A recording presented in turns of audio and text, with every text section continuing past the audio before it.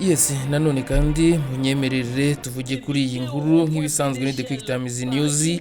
Nta kindi usabwa uretse kureba hasi handitse subscribe ugakandaho, hanyuma tugakomeza kubana gatanu kuri gatanu mu makuru nk'aya ngaya ndetse n'andi atandukanye. Ni ku ikubitiro rero aho ibirori byatangiriye kuri rond-point pedestrian, aho abagore bayobowe na Yves Caravane bafite ibitambaro mu ntoki banaririmba indirimbo zo gushimira no guha agaciro umugore. Uko niko rero abagore bo mu mujyi wa Goma bizihije itariki ya 8 Werurwe mu mwuka w'ibyishimo n'ubufatanye.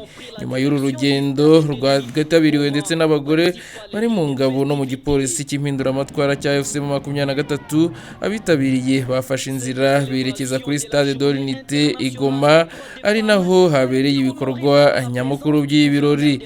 Uyu munsi rero mpuzamahanga wahariwe uburenganzira bw'abagore witabiriwe na guverineri w'intara ya Nord Kivu Bahati Musanga Erasto, ari kumwe n'abamwungirije babiri Wilimanzi na Shadraka Mani Bati ndetse n'abandi bagize guverinoma y'intara hamwe n'abasirikare bakuru.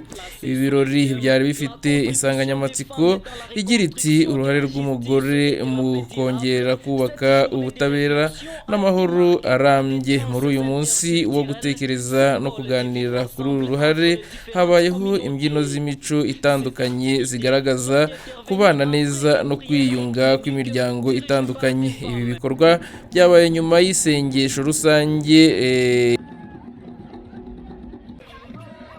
twita prière œcuménique ryayobowe n'abagore.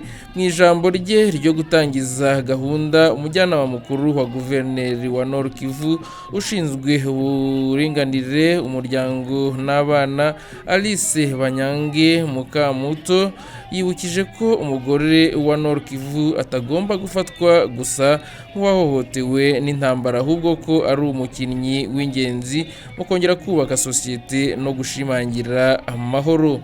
Mu magambo yiwe yagize ati kuri uyu munsi mpuzamahanga w'uburenganzira bw'abagore, reka twiyemeze neza, umugore wa Nord Kivu si uwahohotewe gusa n'intambara, ni umuntu w'ingenzi mu kongera kubaka igihugu, ni umufatanyabikorwa udasimburwa mu kugarura ubutabera n'amahoro arambye. Tugomba guhora ku buryo buri munsi aba amahirwe yo kurengera uburinganire, ubutabera ndetse n'icyubahiro.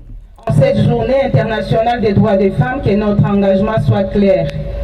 La femme du Nord Kivu n'est pas seulement une victime des conflits, elle est une actrice centrale de la reconstruction, elle est une partenaire incontournable pour la justice et la paix durable. Nous devons faire en sorte que chaque jour soit une occasion de défendre l'égalité, la justice et la dignité.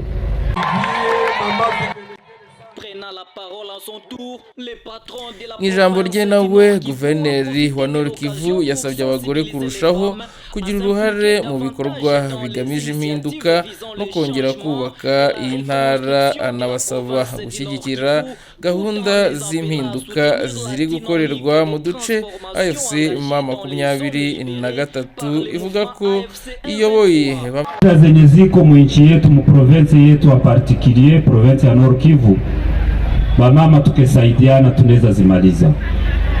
Kusaidiana haiko kuzungumuza peke yake, kusaidiana ni kuungana kwa mafikiri, kusaidiana ni kufundisha watoto wenye wako kunyumba, wenye wanavukisha 18 wanakuja, tunajenga jeshi ya mzuri, tunaenda mbali zaidi, tunafanya revolution ya kubadilisha. Erasto nawe agize ati mu by'ukuri igihugu cyacu gifite ibibazo byinshi, ariko ndabizi neza ko dufatikanyije mwebwe abagore mwese uko muri hano muri Nord Kivu twabasha gukemura ibibazo byacu twaba dufite ahangaha.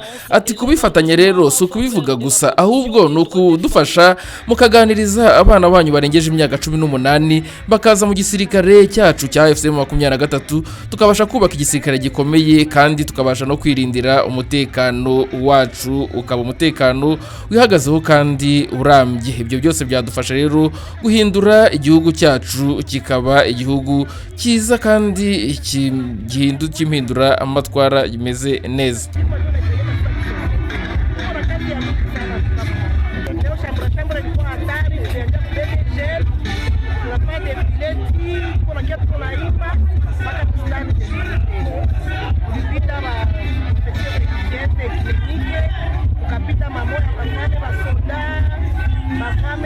bamwe rero mu bagore bitabiriye ibi birori bagaragaje ko bishimiye kwizihiza uyu munsi mu mwuka w'amahoro, banashimira abayobozi b'intara ku rw'uruhare rwabo mu guteza imbere uburenganzira bw'abagore.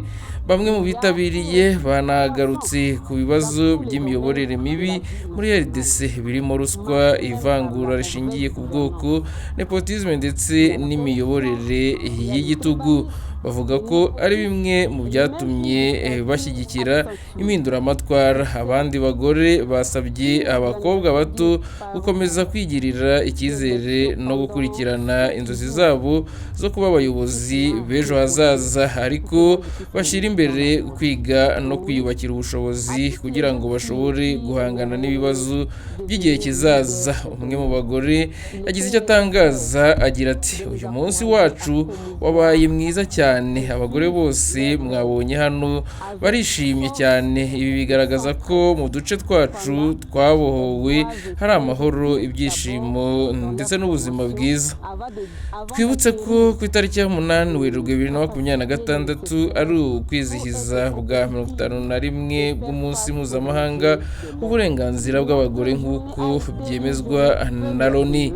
Mu mujyi wa Goma rero mu burasirazuba bwa Repubulika Iharanira Demokarasi ya Congo RDC, ibirori byaranzwe n'ibyishimo byinshi byasozwe n'imbyino z'imico itandukanye zigaragaza ubudasa n'ubumwe bw'abagore bo mu ntara ya Nord Kivu. de la Journée internationale des droits des femmes selon les Nations Unies. À Goma, dans l'est de la RDC, l'ambiance était au zénith. Des danses interculturelles ont clôturé les festivités dans une atmosphère conviviale, illustrant la diversité et l'unité des femmes de la province du Nord Kivu.